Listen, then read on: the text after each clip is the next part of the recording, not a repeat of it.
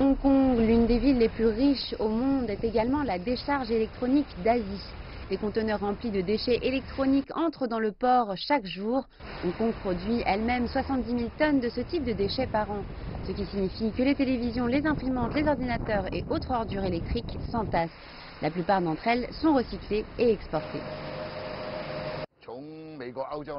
La plupart des déchets électroniques arrivant à Hong Kong vient des États-Unis. Les recycleurs extraient les matériaux qui ont de la valeur, tels que le métal des disques durs, qui peut être vendu 300 000 $ hongkongais la tonne. Le reste, comme le verre et le plastique des écrans, est entreposé ou brûlé dans la ville. Lorsque les déchets arrivent en ville, la plus grosse partie est envoyée vers des zones reculées. Ceci est un village du nord de Hong Kong. Sur la route qui nous y emmène se trouvent des dizaines de sites non réglementés de recyclage électronique. Il existe des centaines de sites à travers les nouveaux territoires où les déchets électroniques sont traités. La plupart d'entre eux sont illégaux. Ces ateliers démantèlent, séparent et trient les métaux, les plastiques qui seront vendus et envoyés à des acheteurs dans le monde entier, et notamment en Afrique ou en Asie du Sud-Est. Mais ces opérations sont mauvaises pour l'environnement. La plupart de ces installations sont construites sur des terres destinées à l'agriculture. Les produits chimiques toxiques utilisés lors du traitement des déchets peuvent polluer les sols et l'eau.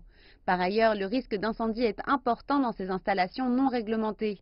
Le gouvernement régional prend le problème très sérieusement et cette centrale de traitement des déchets électroniques homologuée par le gouvernement devrait servir de modèle aux autres. C'est une usine propre où les ordinateurs, les télévisions, les téléphones portables et les outils électroniques sont recyclés avec soin.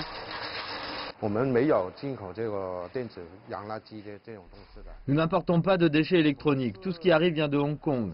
Plus de 5000 tonnes sont traitées chaque année. Nous démantelons et trions les différentes composantes avec attention et exportons les récupérables.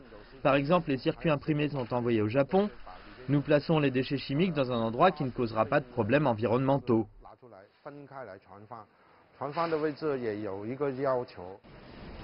Le gouvernement local va commencer à distribuer des licences et des permis de contrôle d'ici à la fin de 2018. Cela signifie que 90% des sites de recyclage vont fermer s'ils ne peuvent pas satisfaire aux exigences gouvernementales. La situation devrait donc s'améliorer pour l'environnement.